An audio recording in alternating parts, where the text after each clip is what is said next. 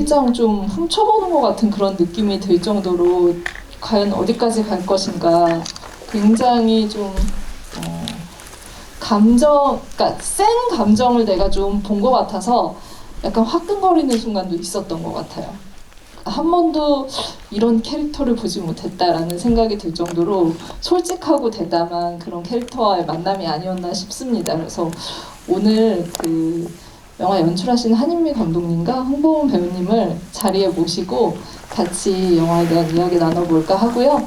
오픈 채팅방으로 들어오셔서 질문 많이 남겨주시면 같이 소개하고 궁금증도 풀어보는 시간 가져보도록 할게요. 자리에 모시도록 하겠습니다.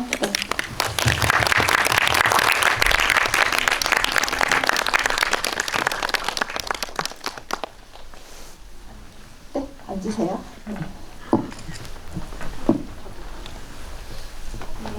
마이크를 잠깐 각자 거를 들어주시고, 그리고 저희가 좀 거리가 있어서 무대는 마스크를 벗고 해도 괜찮을까요? 네. 네, 그럼 이게 뭐죠? 네, 감독님 그러면 벗어주세요. 오늘 이렇게 주말인데 많은 분들이 만인의 연인 관객 연인분들이 오셨어요. 감독님과 배우님께 인사를 좀 들어보도록 할게요. 그리고 특히 오늘은 조민수 배우님께서 정말 원래도 저도 이제 그 인터뷰로 만나 뵙고 이랬는데 화끈하시거든요. 거침없으시고, 그리고 이 영화에 대한 얘기 나눌 때도 너무 재밌게 했었는데 이 작품을 또 지지해주는 마음으로 통 크게 쓰신 작품이기도 하셔서 좀 이렇게 연결되어 있는 느낌도 받으실 것 같아요. 오늘 상영이 더 뜻깊지 않을까 싶은데 인사를 좀 들어보도록 하겠습니다. 네.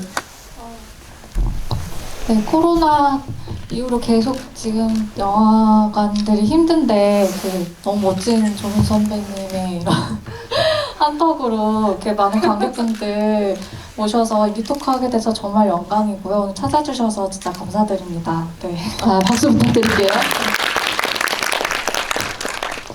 네.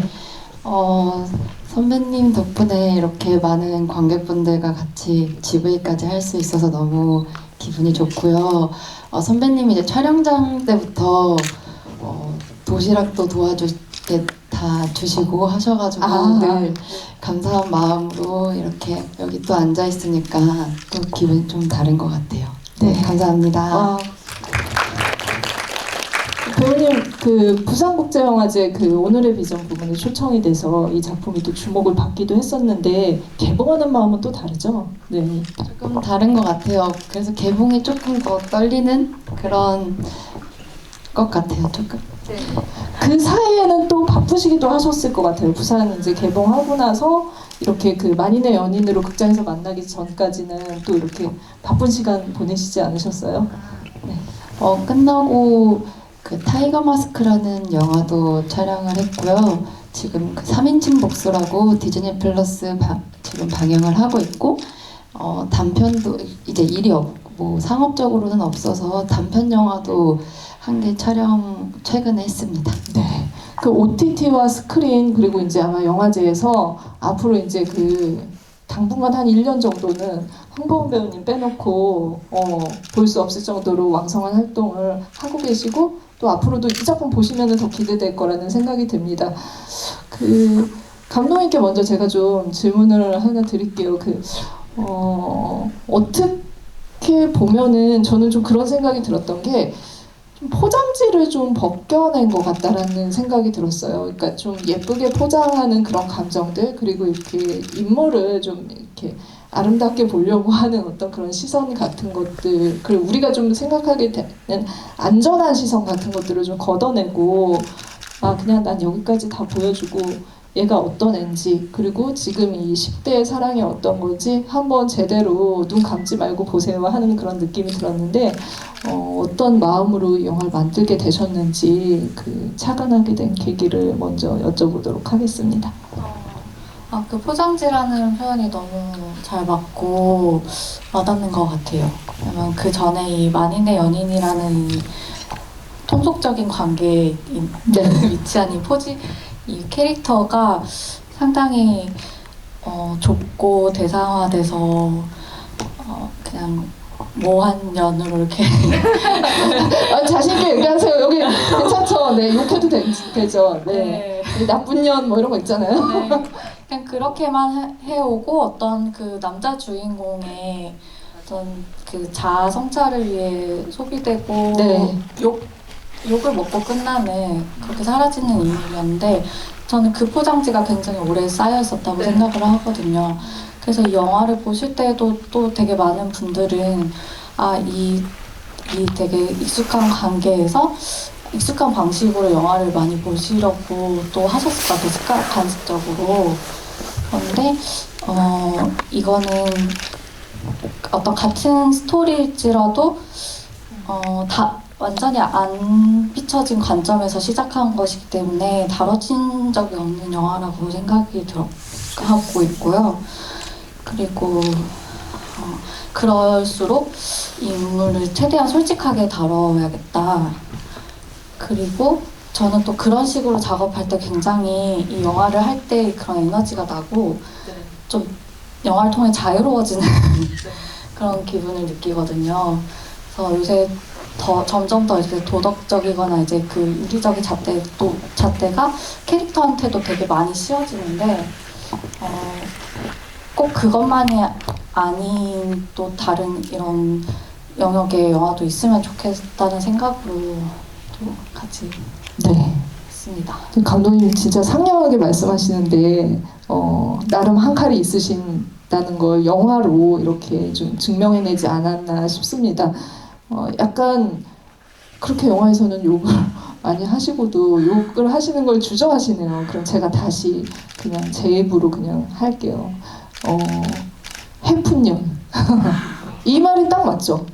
저 어릴 때도 10대 시절을 저도 당연히 거쳤으니까 지금 이 나이까지 오게 됐는데 그때도 좀 약간 학교에서 소문난 예쁜 여자아이들이 있었어요. 그러면은 정말 어떤 흉흉한 소문이 들었냐면 남자애들이 몰래 그 사물함 같은 거기를 열쇠 말고 다른 걸로 열어가지고 일기장을 훔쳐갔다라는 얘기가 막 들리고 그 여자는 왜 이렇게 많은 남자들이랑 사귈까?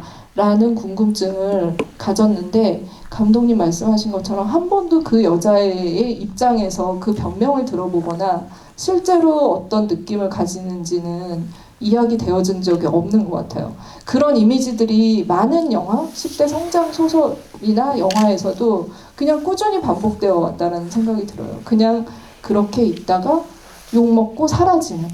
그런데 지금 그 마린의 연인은 그 여자아이의 그 입장에서 그 여자아이가 내가 어떤 감정들을 이 그 많은 그 관계들과 관계를 맺으면서 느끼고 있는지를 보여주는 그런 캐릭터여서 이 영화 전체가 굉장히 2시간이 넘는 130분이 문제적인 그런 시선으로 보여지고 그 우리가 좀 이렇게 따라갈 수 있는 파격적인 지점들을 성취를 해냈다는 생각이 들었거든요.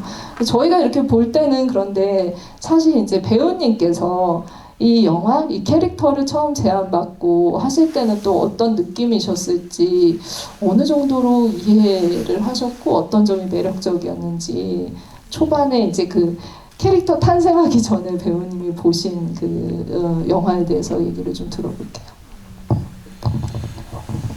유진이라는 캐릭터는 저도 느꼈던 감정이 몇 가지 있고 그리고 주변에서 듣거나 볼 수 있는 그런 친구였기 때문에 막 얘가 나빴다, 이상하다 이렇게 생각하기보다 이거를 어떻게 해서 유진이가 그러니까 그 인물들이 많이 나오는데 거기서 미움받진 않고 미워하지 않는 캐릭터가 되려면 어떻게 해야 될까 이런 약간 궁금증으로 이제 유진이라는 캐릭터를 조금 이해하고 파려고 했던 게 있고 그리고 제가 이제 다이어리를 저도 쓰는 걸 좋아해서 그거를 많이 그때 어렸을 때 감정을 조금씩 생각하면서 유진이라는 캐릭터를 조금 이제 만들어 나가는 과정이 감독님이랑 같이 하나하나씩 만들었던 것 같아요. 그 18살 때 그러면은 그 지금 20대 중반이라고 하면 되겠죠? 네, 디테일하게는 얘기 안 할게요. 네, 20대 중반에 다시 18살의 그 다이어리들을 어쩌면은 그 유진을 연구를 하면서 다시 보셨을 텐데 어떤 느낌이셨어요? 혹시 입에 담지 못할 문구도 있었나요? 저는 근데 일기장에 막 섬세하게 적는 날도 있는데 아닌 날은 그냥 오늘 뭐 진짜 물 마시고 무슨 물을 마셨고 아, 에비앙인지 뭐 삼다수인지 네. 뭐가 맛있었고 오늘 밥은 뭐 카레를 먹었는데 이게 너무 맛있다 이런 식으로 그냥 길게 안 쓰는 입장이어서 18살 때는 더 대충 약간 네. 적었던 것 같아요. 그래서 그 감독님이랑 이제 대본을 분석하고 상황이 있을 때 리딩을 먼저 했었는데 그럴 때 그냥 순간적으로 스쳐 지나가는 인물 이름을 적었던 것 같아요. 저의 이제 옛날 그런 감정들 뭐 이런 단어로 그냥 구체적이게 못 쓰니까 리딩할 때는 빨리빨리 적어야 돼서 그냥 그런 순간순간 단어로 적어서 그때 그 감정을 좀 생각했던 것 같고 촬영 때 일단 저의 예전 그런 감정을 다 꺼내서 촬영하다 보니까 나중에 이거를 집어넣기가 너무 힘든 거예요. 한 달 동안 이걸 다 끄집어내서 이 인물을 만들었는데 퇴근 전에 이제 그제 헤어 메이크업 이제 수정해 주시는 분이 왜 기분 안 좋아? 배고파? 막 이렇게 하시는 거예요. 너무 시무룩하게 있으니까. 근데 이거를 촬영을 하면서 그 감정들을 좀 쓰다 보니까 집에 가는 길이 조금 우울했던? 그래서 그 촬영이 다 끝날 때 너무 공허한 거예요. 네. 그래서 그런 것도 이제 조금 많이 배웠던? 아, 이렇게 배우들이 왜 캐릭터 하나를 보내는 게 왜 이렇게 마음이 아픈 거구나라고 이제 그거를 좀 배웠던 것 같아요. 약간 눈이 보이세요? 저는 가까이 있어서 배우님 눈이 좀 촉촉해지시기도 했는데 아마 이제 그러니까 그 본인의 어떤 그 18살 감정을 꺼내는 거랑 또 유진이랑 접점을 가지는 그 지점을 만들어내는 데서의 그런 과정들, 힘든 지점들이 있었던 것 같습니다. 근데 저는 굉장히 캐스팅이 신박했다라는 생각이 들었어요. 그건 뭐냐면 만약에 굉장히 잘 알려진 배우가 익숙한 그 이미지가 있었으면 약간 유진을 간파하기가 저는 좀 쉬웠을 것 같아요. 이렇게 하지 않았을까? 자꾸 추측하게 될 것 같다는 생각이 들었는데 사실 그 저한테도 낯선 배우였었고 그래서 그 유진을 좀 알 수 없게 만들고 얘가 나쁜 애인지 좋은 애인지 이런 것들을 판단하는 걸 자꾸 약간 미끄러지게 만드는 그런 효과가 있었다라는 생각이 들었어요. 그런데 이 캐릭터는 이 영화 전체를 끌고 가야 되는 굉장히 그 막중한 인물을 가지고 있고 그리고 그런 것 때문에 지금 배우님 말씀하신 것처럼 수행해야 되는 업무도 너무 많은 그런 캐릭터였는데 이걸 덜컥 사실 경험이 그렇게 많지 않은 배우한테 맡기는 게 쉽지 않았을 것 같거든요. 그래서 감독님께서 어떻게 배우님의 그 매력들을 알게 됐고 캐스팅까지 가게 됐고 또 이렇게 같이 작업하시면서 어떤 느낌들이 있으셨는지.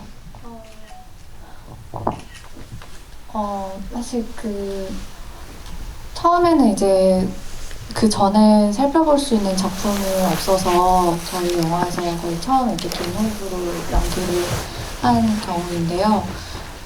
그래서 뭔가 깊게 이렇게 연기하는 모습을 살펴볼 수는 없었는데 일단 사진으로 봤을 때의 느낌이 좋아서 가장 처음 만나본 배우였어요.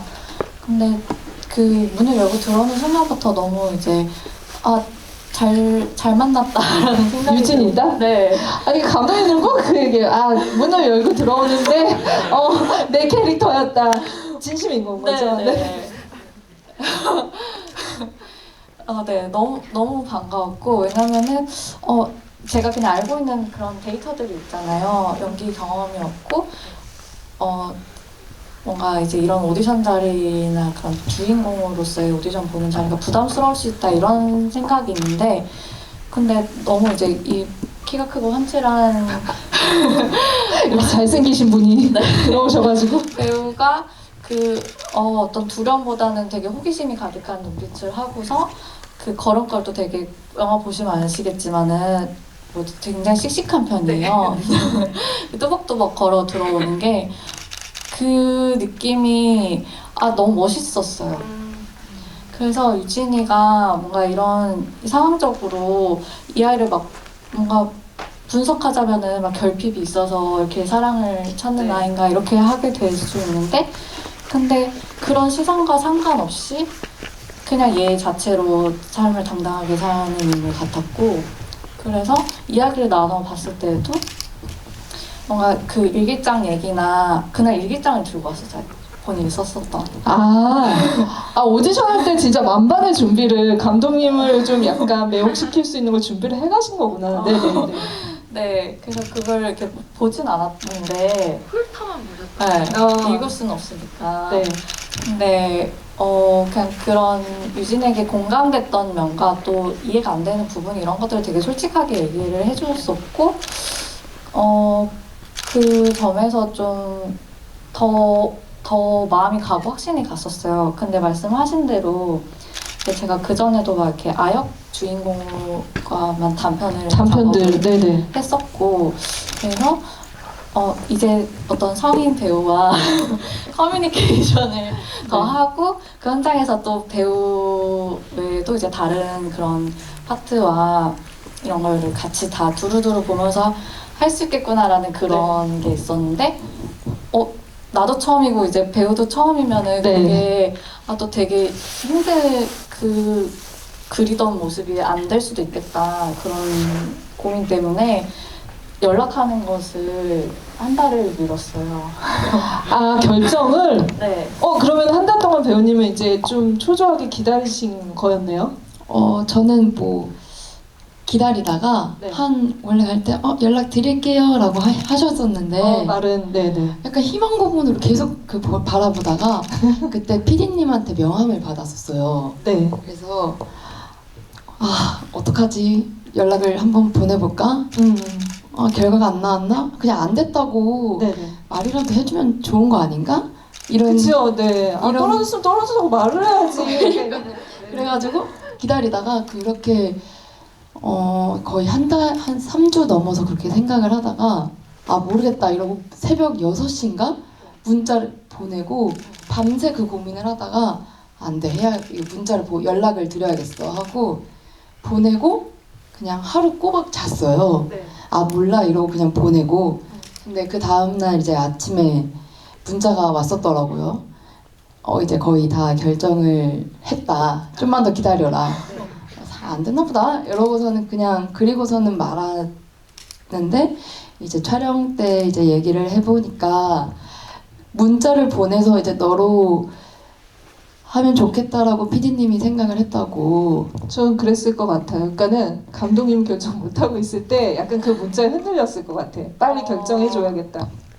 네, 그리고 사실 그때쯤 갔을 때 그 사이에 저희도 계속 이렇게 노력을 했어요. 다른 배우들을 만나보고 근데 정말 좋은 배우들이 너무 많았고 네.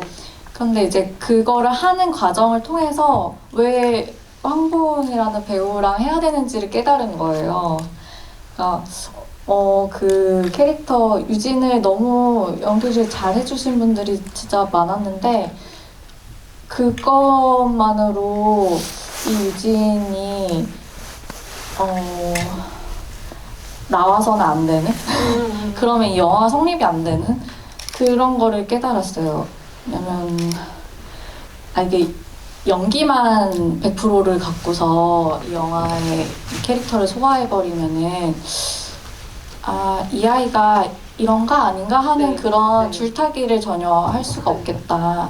왜냐면 이 연기하는 사람 자체도 이 캐릭터에 대해서 어떤 결정을 하고서 들어가는 면이 있어서 그러면 안 될 것 같았고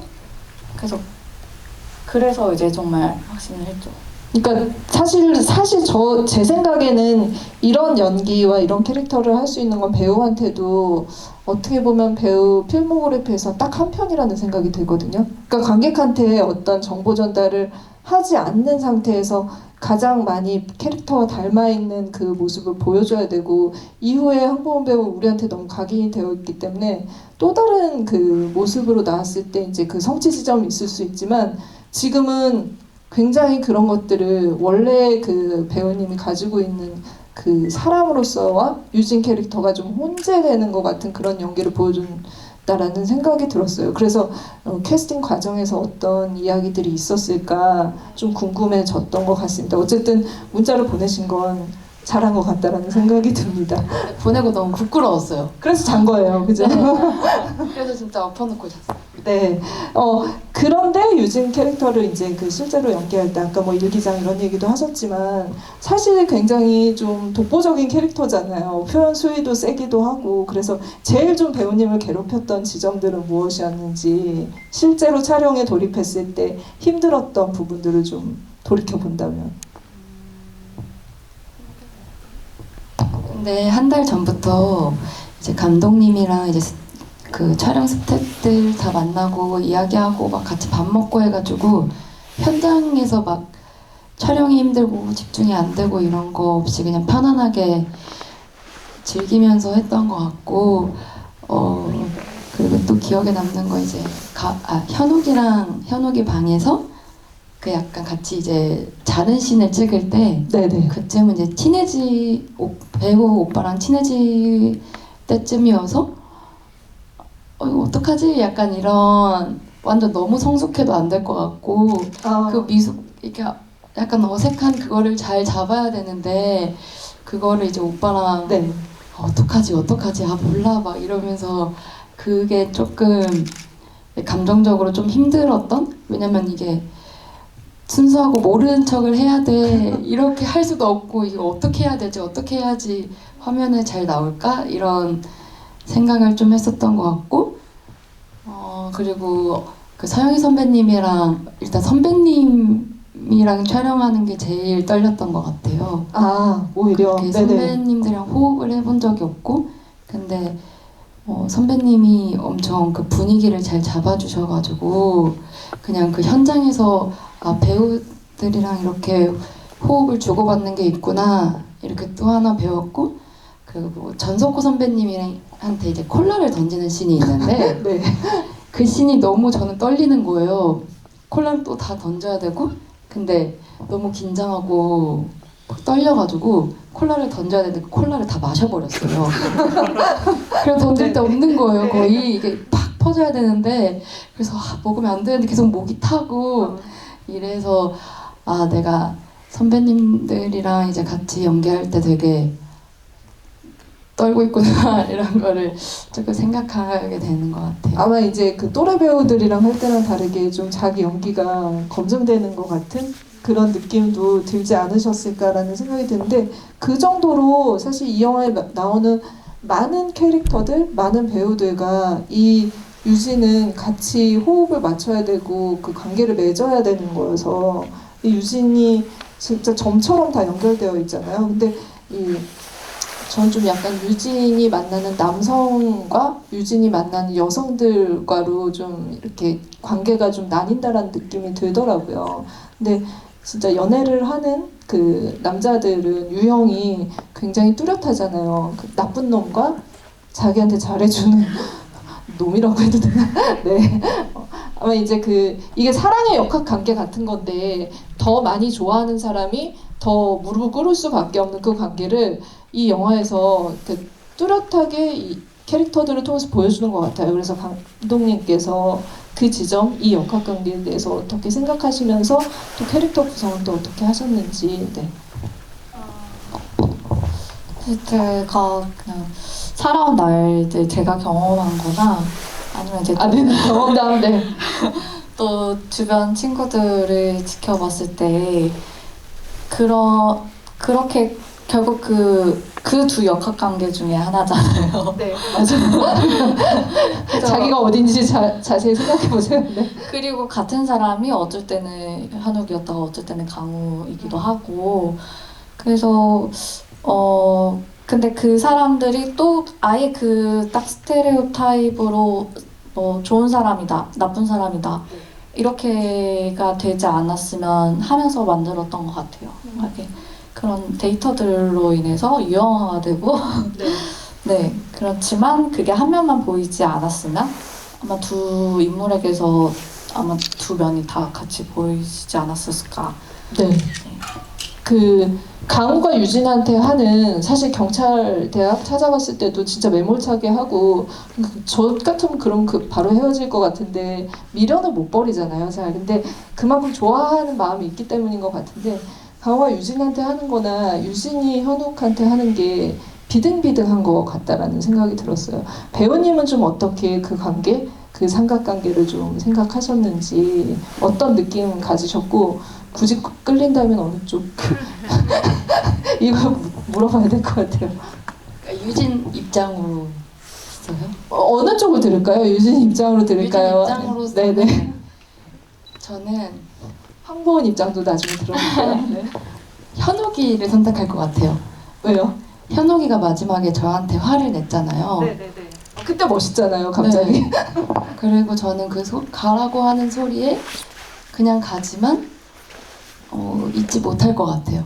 다시 찾아가서 또 대화를 하면 그래도 나를 좋아하지 않을까? 근데 나중에 새별이랑 결혼한대요. 그래서 잠깐 그러면 황보은이라면? 그래도 저는 현욱이 같은 아니, 현욱이 좋아하네 그냥. 아 원래 조금 더 어렸다면 네. 잘생기고 그렇다고 사빈 오빠가 못생긴 건 아닌데 약간 훤칠하고 약간 조금 스윗한 것 같고 네. 이런 약간 뭔가 잘해줄 것 같은 사람? 약간 오빠, 멋있는 오빠 이런 사람을 선택할 것 같은데 네. 지금 나이대에서 바라봤을 때 그냥 나를 좋아하고 내가 거기에 맞추는 게 편하겠다 네. 이런 생각이 좀 네. 드는 것 같아요. 저 생각난 게 있는데 네. 이 인물 그렇게 유진이랑 남자 두 명을 낳았을 때 가장 중요했던 게 말씀 안 들었더라고요. 동시에 두 사람을 사랑할 수 있구나를 사실 좀 약간 오버랩 되는 관계니까 그죠? 네. 네. 그거를 그 전까지의 어떤 학습된 바로는 그게 나쁜 거고 그거 욕먹을 짓이라는 것만 알고 있었는데 근데 그 오버랩 되는 상황에서 네.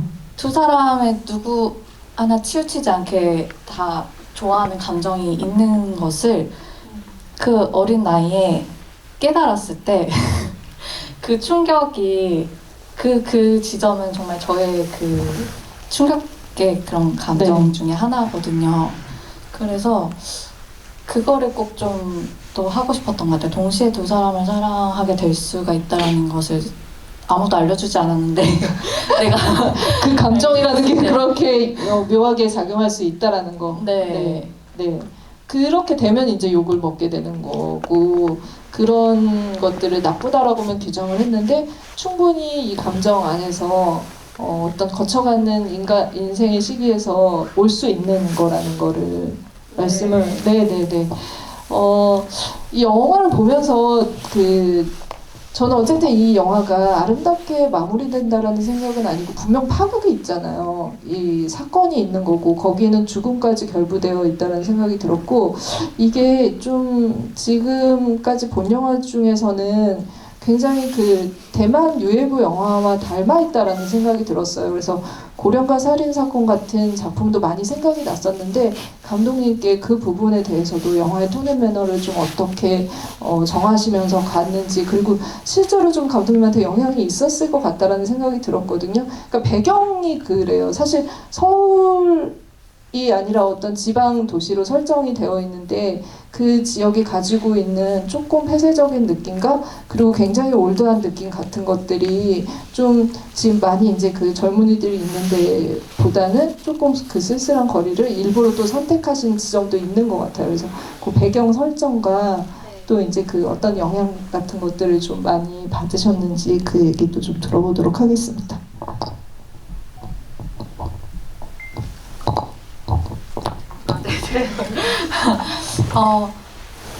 영향은 정말 되게 오래 전에 받았던 것 같아요. 그 대학교 다닐 때부터 에드워드 양 감독님의 하나 그리고두를 원래 먼저 봤었고, 그래서 그 이야기가 인물들 다루는 방식이나 아니면 삶의 부조리를 이렇게 영화 안에 끌고 들어오는, 근데 그게 너무 이제 표현적이지 않고 스며들어 있는 그런 방식이 되게 감동적이었고 너무 좋아해서 정말 여러 번 본 영화였거든요. 그래서 제가 그 단편 마침내 날이 샌다라는 단편이 있었는데 거기에서는 정말 샷을 거의 이제 막 똑같이 찍고 싶어서 막 몇 군데는 그렇게 정말 레퍼런스 그대로 찍기도 했었고, 그래서 그렇게 그 시절에 저희가 이제 영화에 대해서 충격을 먹고 좀 이런 영화를 찍고 싶다라고 한 가장 어떤 최초의 그런 배경 같은 그런 감독님이세요. 그리고 하면서 이제 사실 그 사이에 또 좋아하는 영화나 영향받는 영화들이 많이 바뀌었는데, 그래서 그럼에도 이제 그러고 나서 이제 그 또 에드워드 양 감독님 고령가 살인 사건 같은 영화를 다시 보니 내가 정말 좋아했던 면과 내가 정말 받아들이고 싶지 않은 면이 같이 보이는 거예요. 그래서 계속 말해왔던 그런 좋은 영화들에서도 항상 그 남자 주인공을 중심으로 해서 따라가는데 거기에서 이제 그렇게 살해당하는 그 만인의 연인이 너무 저렇게만 끝나는 게 되게 안타까웠고, 그래서 이 이야기를 꼭 저 소녀의 입장에서도 이야기가 됐으면 좋겠다라는 그런 생각을 했었죠. 네. 아마 이제 그 관점은 이제 그 아까 말한 그 남성과의 관계가 아니라 지금 유진이 만나는 여성과의 관계에서 유진이 성장하는 지점에서 받아들이는 그런 캐릭터들로 표현이 됐다라는 생각이 들거든요. 그래서 이 영화에는 유진의 사랑뿐만이 아니라 이 엄마가 가지고 있는 사랑 관계나 아니면 이제 그 좀 나이가 더 자기보다 많은 언니죠. 혜선이라는 그 여자가 가지는 사랑의 관계, 이런 역학관계들도 많이 드러나 있다라는 생각이 들어요. 그래서 그 부분에 대해서 그들의 어떤 그 선택과 좌절이나 아니면은 이제 그 지향점 같은 것들도 굉장히 자세하게 기술을 하고 하나의 선택 지점으로 만드신 그런 의도 같은 것들이 있으실 것 같은데 그 부분은 어떻게 또 그리셨는지. 그런 거는 그냥 제가 작가가 이렇게 이 유진의 삶에 이입을 하고 개입을 해서 제 소망이 그 여자 캐릭터들한테 담겨 있는 것 같아요. 아, 네네.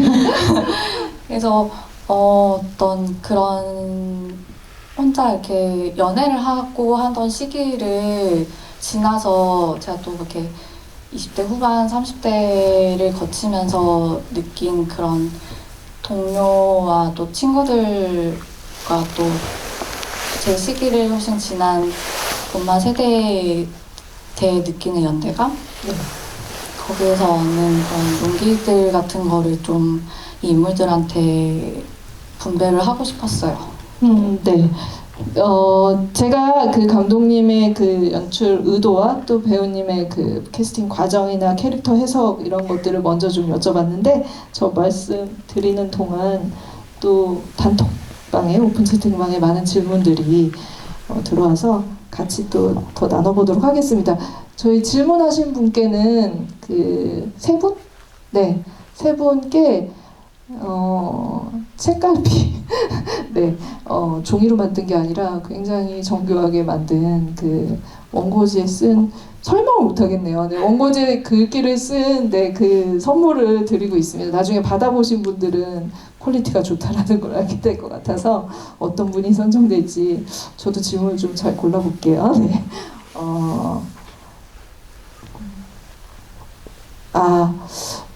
디테일한 질문을 주신 분이 먼저 이제 그 첫 번째 질문을 주셨는데 이분 첫 번째 질문 먼저 소개해드리겠습니다. 졸린 무지님이 영화 잘 보셨다고 하셨고요. 후반에 궁금했던 게 왜 엄마가 남자 집에서 돌아온 후에도 유진이는 엄마랑 같이 살지 않았을까요? 라고 질문 주셨는데 이 질문으로 이제 이후에 그 엄마와 또 딸의 관계에 대해서도 얘기를 좀 그 유진이의 처음 이제 엄마가 떠났을 때 반응이나 아니면 화를 낼 때 그런 것들 보면은 집을 명확히 떠났다라고 하는 것은 처음이지만 그 전에도 여러 번 집을 며칠 비운다거나 그 남자친구와의 연애 때문에 내가 좀 방치되어 있다 이런 경험이 꽤 여러 번 있다라고 느껴지셨을 거예요. 그래서 항상 그렇게 집에 남아있는 거는 유진이었고 그게 반복됐을 때 그 고통? 그럼에도 이제 집이나 엄마를 떠나서는 안 된다라는 그런 뭐라 그러죠? 규칙? 통념? 네, 거기에 이제 매여 있었던 거죠. 근데 이런 어떤 자신만의 어떤 그런 경험들을 지나고 나서 이제 다시 엄마가 돌아왔을 때 이번에는 유진이가 떠나는 그런 다른 선택을 하면 좋겠다라는 생각이 있었고 아마 본인도 이제 혜선이라는 친구와 함께 어떤 새로운 삶을 살 용기가 나지 않았을까 고 이제 그럼으로써 엄마와의 거리가 확보가 되고 그 집을 떠남으로써 그래서 어떤 꼭 그 가족으로서의 그 매여 있어야 하는 함께 있어야 하는 그런 거에서 탈피해서 오히려 거리를 둠으로써 이 엄마의 삶을 그냥 그대로 볼 수 있고 어떻게 보면 존중하거나 이해할 수까지 있게 하는 그런 게 되지 않았을까 생각했죠. 혹시 배우님이 그 부분의 설정에 대해서 덧붙여 주실 말씀? 저는 그 마지막에 이제 엄마랑 밥을 먹고 이제 원래 사는 데로 돌아가잖아요. 네. 그 돌아갈 때 역시 가족은 떨어져 살아야 되는 건가 떨어지면 통찰력 그래도 있으십니다. 내가 더 단단해질 수 있겠구나. 그리고 혜선이라는 그 인물한테 엄청 힘을 받았고 서로 힘을 주는 그런 관계가 있어서 그래서 당차게 또 걸어 나갔는데도 엄마니까 조금 돌아서 그래도 조금 볼 수 있는 사람으로 성장이 돼서 그렇게 간 거 아닌가라는 생각으로 했던 것 같아요. 그 혜선이 제일 멋있는 것 같아요. 솔직히 저는 원래 사람들은 지 생각밖에 안 한다고 하는데 아주 훌륭하신 분이라는 생각이 들고 그 관계성의 얘기 들어봤습니다. 파이팅하는 무지님 질문 소개해드릴게요. 사투리를 쓰는 배역과 아닌 배역이 있던데 그 이유가 무엇인가요? 이거는 이제 그 배경 설정이랑 뭐 여러 가지 이유가 있으셨을 테고 배우들이 연기를 할 때도 실질적으로 이제 그 좀 풀어야 될 숙제이기도 했을 것 같은데 먼저 배우님께 좀 연기에 대해서 얘기를 좀 들어보도록 하겠습니다. 그 다른 배우들이 사투리 연기를 사투리를 잘 안 쓰는 사투리를 안 쓰는 배우여서 그거를 이제 그 사투리 선생님이 오셔서 계속 연습하고 그러는데 옆에 저는 늘 계속 있었거든요. 저는 감독님 거의 그림자로 매일매일 따라다녀가지고 뭐 콘티 그릴 때나 다 따라다녔어요 그냥 감독님을. 그래서 콘티 그릴 때는 감독님 일하시고 저는 뒤에서 대본 읽거나 뭐 그냥 구경하고 빵 먹고 옆에서 그냥 거의 감독님 매니저로 늘 있고 사투리 연습할 때도 옆에 있는데 다들 너무 열심히 연습을 하는 거예요. 그래서 근데 나는 안 해도 되나 했는데 너는 못하는 게 그 설정이다. 그러면서 그냥 바라보고 연습하는 것만 연습을 되게 열심히 하네. 근데 왜 다른 분들 그래서 그냥 그분들 하는 사투리 선배님들은 막 엄청 막 재밌게 하는 거예요 다들. 그래서 그때 조금 외로움을 좀 느꼈던 게 생각이 나요. 우지연 배우님이 엄청 잘하시더라고요. 네, 부산 원래 본가가 부산이셔가지고 선배님이 네, 네이티브 거의 선생님이었어요. 또 너무 이렇게. 잘하시.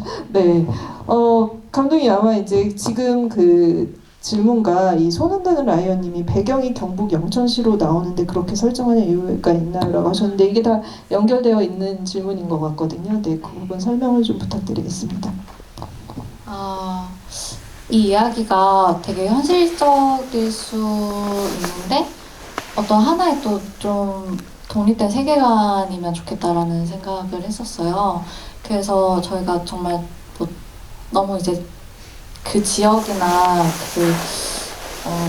너무 친숙하거나 아니면은 또 확 드러나지는 않았으면 하는 심정에서 사실 되게 오랫동안 경상도의 한 소도시로만 설정을 했었거든요. 근데 그런 곳이 어디가 있을까 하고 또 이게 제가 저의 경험이나 이런 피자집에서 알바했던 네네, 그런 피자 앱은 네네. 경험 같은 거를 또 녹여서 만들었기 때문에 배경 자체를 좀 제가 아는 데서 시작을 하고 싶어서 그래서 그 시절에 제가 여러 군데 살았는데 대구에 살았던 적이 있었고 그래서 그런 사투리나 어떤 그런 게 굉장히 자연스럽게 붙었어요, 인물들한테. 그리고 유진이가 이제 사투리를 안 쓴다라고 하는 거는 그 모두가 이제 일단 설정 자체가 굉장히 온지 얼마 안 된? 네네네. 네, 그리고 그래서 아이들과 어울리지 못하는데 그런 것을 이렇게 전사를 설명해 주기보다 좀 보이거나 들리는 거로 좀 스며들어 있으면 좋겠다 네. 해서 사투리를 쓰는 사람들 사이에 안 쓰는 선 같은 네. 그래서 이런 설정은 사실 그 유진의 그 집이라는 공간도 약간 그런 느낌으로 네. 또 뭔가 로케이션을 정한 것도 있고요. 네, 네. 있습니다. 그 이분은 관객님인데 진짜 예리하시게 이 영화에 대해서 알고 계시는 것 같아요. 그레타 툰베리님께서 이게 배경이 경북 영천시인데 촬영은 파주 쪽에서 했다라는 거를 또 언급을 해주셨습니다. 네. 네. 또 다른 질문을 드릴게요. 엄지척 프로도님께서 그 유진이 버스 정류장에서 꾸었던 꿈 이야기가 인상적이었다고 하셨습니다. 처음에는 그냥 접시가 다 깨져버렸을 거라고 생각했는데 마지막에 보니 유진이 다 잡아냈다고 얘기하는 듯합니다. 감독님이 이 꿈 이야기를 넣으신 배경이 궁금하다고 하셨고요. 왠지 감독님 실제로 꾸셨을 것 같다고 이 꿈을 어떤 이유인지 들어보도록 하겠습니다. 처음에는 깨졌었는데 맨 처음에 나레이션은 깨졌고 그걸 악몽이라고 생각을 했는데 이제 나중에는 깨진 줄 알았는데 내가 다 잡아냈어 라는 게 있잖아요. 네. 그래서 그 사이에 그 문장의 변화만큼 이 인물의 그런 관점 혹은 관계에 대해서 갖는 어떤 소망? 네. 이런 게 좀 바뀌었다라고 생각을 했어요. 그래서 그런 자기를 중심으로 한 관계들에 대해서 깨달은 거를 통해 엄마라는 사람에 대해서 조금 알게 될 수 있었고 그래서 엄마에게 처음으로 이제 자기 진심이나 어떤 나의 상태에 대해서 솔직하게 말할 수 있는 게 그 꿈의 이야기라고 생각을 했어요. 그래서 그전에는 그냥 뭔가 많이 놔버리고 엄마에 대한 실망이나 이런 것들로 했다면은 그걸 얘기할 때쯤에는 내가 그래도 애정하는 것들에 대한 게 뭔지 알게 된 거? 그런 소망 같은 게 생긴 거? 그거를 엄마에게 말할 수 있을 정도로 좀 마음이 열린 거? 네, 그랬던 것 같고 그래서 이거를 꾸지는 않지만 거의 제가 꿈을 되게 많이 꾸고 원래 네네네. 네, 거의 매일 빼먹지 않고 꾸고 있고 그 꿈을 꿀 때마다 제가 내 지금 상태가 이런 식으로 해석이 돼서 그 감정이 이런 꿈속의 사건으로 표현이 되는구나 하는 거를 네. 그냥 그날 체크를 한다고 해야 될까? 오늘의 운세 같이? 꿈에서. 네, 네. 그게 익숙해서 이제 그 꿈이라는 거를 좀 그런 식으로 사용했던 것 같아요. 네, 알겠습니다. 좀 쉬어가는 질문을. 그러니까 영화가 사실 해석의 지점이나 캐릭터들이 어떤 선택을 하는지가 굉장히 그 촘촘하게 구성이 되어 있어서 질문들도 진짜 많은 답변의 시간을 필요로 하는 질문들이 많습니다. 요거는 좀 약간 즉각적일 수도 있을 것 같아서 SSQQ님 질문을 소개해 드릴게요. 모텔 입구에서 강우에게 쓰레기를 뒤집어 씌우는 씬을 촬영할 때 관객으로서 일종의 작은 쾌감이 들었습니다. 라고 하셨습니다. 그쵸, 네. 다 강우를 싫어하시는군요. 네. 혹시 감독님, 배우님도 그러하셨는지 궁금합니다. 라고 하셨는데, 강우 같은 인물도 진짜 많이 꼭 있어요. 약간 영화 캐릭터로 좀 따지자면 그 건축학개론에서 유영석이 그냥 사라졌었는데 그 영화에서는 여긴 끝까지 쫓아가서 진짜 쓰레기 봉투 던진 것 같은 그런 기분이 들었습니다. 그래서 감독님 설정 이유와 또 배우님 연기할 때 콜라도 던지고 쓰레기 봉지 던지셨는데 어떤 쾌감이 있으셨는지 들어보도록 하겠습니다. 확실히 그 장면에서 더 큰 쾌감이 있으면 좋겠다라고 하면서 그 씬을 촬영하긴 했는데 이게 한 씬이 한 테이크로 이어지는 거여가지고 사실 그 들어가는 타이밍 이걸 던지고 근데 그 전에 어떤 연기들의 호흡도 줘야 되고 하는 것을 네. 저희 그 밤 시간 안에 모든 걸 다 담기는 어려웠어요. 근데 이제 가장 최우선시한 게 사실 그 유진과 강우의 그런 오고 가는 대화? 네. 그게 가장 오케이일 때 쓰레기 던진 버전인데 그 전에 어떤 더 좀 시원하게 부딪혔던 것과는 다르긴 하지만 근데 이것도 되게 유진이가 그 18살에도 네. 할 법한 내가 아무리 복수를 했다지만 그게 항상 너무 성공하진 않잖아요. 어설프고 뭐 어쨌든 엄마 그 영서는 못했던 그 작은 복수여도 관객에게 좀 이렇게 그 대리 화풀이를 해주는 것 같은 그런 느낌이 있었거든요. 다들 네. 그냥 다 멀쩡하게 생기셔서 전석호님 플러스 네네 네 어떠셨어요 연기하실 때? 저는 일단 그 쓰레기 던지는 게 제 마음대로 던진다고 그렇게 되지가 않더라고요. 생각보다 어렵더라고요, 그게. 네. 그래서 무게가 좀 있을까? 무게보다는 이게 이제 이게 탈탈탈 털어야 되는데 잘 안 나오거나 아니면 카메라 밖으로 쓰레기가 나가거나 이 타이밍을 계속 일단 연습을 한두 번 이제 리허설로 해보긴 했는데 네. 일단 민철 배우한테도 너무 미안한 거예요. 네. 그리고 이미 그 촬영이 민철 배우가 마지막 촬영 날이었어요. 아 마지막 촬영에 쓰레기 맞고 간 거예요? 네. 그래서 더 해도 돼 이렇게 하는데 나도 하고 싶은데 그렇게 쉽지 않아 이러면서 뭔가 됐나 이런 것보다 몰라 이러고 던지고 그리고 이미 촬영이 이제 막바지여가지고 그 강호한테 저는 이미 그 마지막 대사가 좀만 같이 더 있다 갈래 이러는데 그 단어 그 이제 문장이 너무 저는 열이 좀 받았었고 그리고 마지막 촬영에서 강호랑 많이 이제 호흡도 하고 이제 연기도 많이 하다 보니까 이 캐릭터는 민철이가 강호로 보여서 그래서 조금 이제 시원하게 던진 그게 이제 쓴 게 아니신가라는. 그쵸. 뭐 쓰레기를 던진 건 이 쓰레기 같은 인간 하나에 저 던져본 적이 없어가지고 쓰레기를.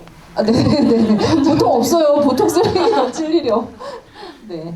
어쨌든 네 쾌감을 불러일으킨 장면에 대한 그 배우님과 감독님의 해석을 들어봤습니다.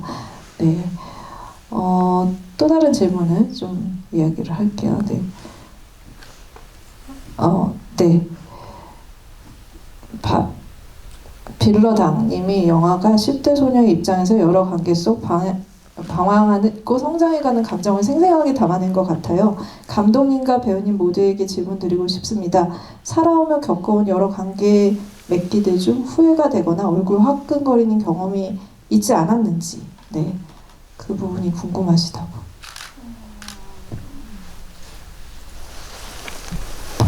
저는 그런 걸 영화에 넣은 건 아, 그 네, 네, 저는 감독님이 그걸 녹여냈다라는 생각이 들어요. 네. 뭐가 갑자기 생각이 안 나. 그냥 뭐 막 갑자기 생각이 안 나는데 네. 제가 좋아하는 사람한테 고백을 했는데 까였을 때 그럴 때가 제일 그냥 부끄럽고 네. 이랬던 것 같은데. 아, 네, 그 경험이 있으시군요. 네. 이 질문 너가 왜 때문에 나를 TMI를 알게 됐어. 네.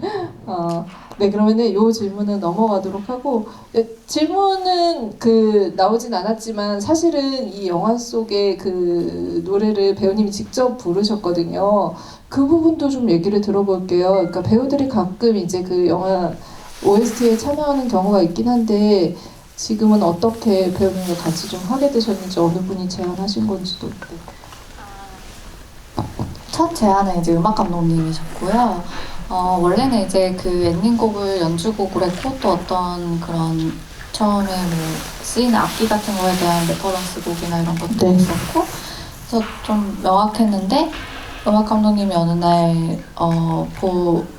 주인공이 여기 가사를 붙여서 직접 노래 불러보는 게 어떨까 하시더라고요. 왜요? 이러니까 관객분들이 영화를 보고 나갈 때 작지만 어떤 선물 같은 거를 받아가시면 좋을 것 같다. 우리가 드릴 수 있으면 좋을 것 같다. 라고 하셔서 그러면 가사를 써볼게요 하고 가사를 써서 이제 모은이한테 노래를 잘하냐.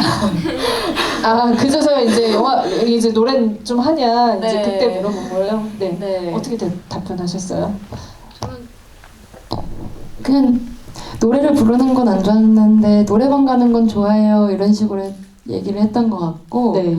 그리고 처음에는 가이드를 감독님이 불러주셨어요. 그래가지고 네. 엄청 맑고 청아하고 깨끗하고, 근데 제가 할 수 있을까요? 이랬는데 연습을 하면 다 된대요. 네. 그래가지고 저도 책임하시네요. 그 약간 관객분들에게 선물이라는 걸 저도 참여하면 너무 좋을 것 같다라는 생각으로 이제 한 2, 3주 동안 거의 자주 가서 연습하고, 네. 그 녹음실에 저는 아예 한 번도 가본 사람이 아니어서 그 공간 자체도 너무 신기했고 새로운 경험을 했던 것 같고요. 그 혜선이랑도 노래방 가는 장면이 있잖아요. 네. 네. 그래서 저는 이제 음원이 나왔거든요. 그래서 네. 어제 GV 때 나는 이제 내 이름 적으면 내 노래가 나오겠구나 이러면서. 그러네요. 네. 그럼 음원 수익도 생기는 거 아니에요, 노래방? 저는 없을 것 같아요. 그런가? 되어 있는데 수익이 네. 없어서 지금. 지금은 좀 영화가 유명해지면, 네, 그러기를. 네. 많은 분들이 사실은 단톡방에서 감독님 순산하기를 바랍니다라는 그 메시지가 있어서, 네, 감독님께 전달을 해드리도록 하겠습니다. 그 질문은 그러면 여기까지. 네, 사실 굉장히 많이 들어왔는데 오늘 하루에 다 소화하기에는 좀 많은 것 같다는 생각이 들어요. 그래서 이런 자리들이 좀 많이 만들어져서 디테일한 장면들에 대한 얘기를 좀 나눠보면 좋을 것 같다는 생각이 들고요.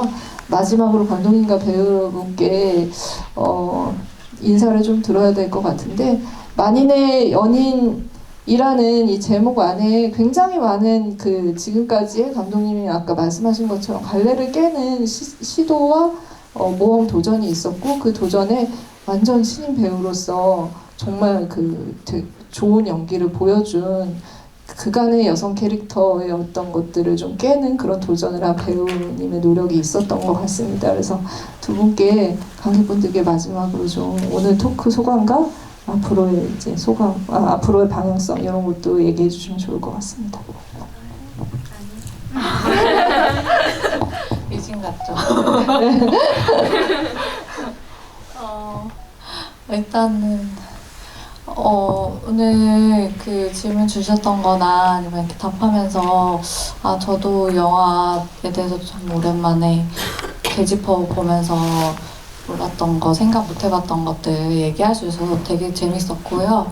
그리고 또 뭔가 기회가 되면은 또 관객분들의 얘기를 더 많이 들어보고 싶다 이런 생각이 들었어요. 제가 물론 답하는 시간이었지만은 그냥 사실 그런 거 질문 시간 이런 거 아니고 네.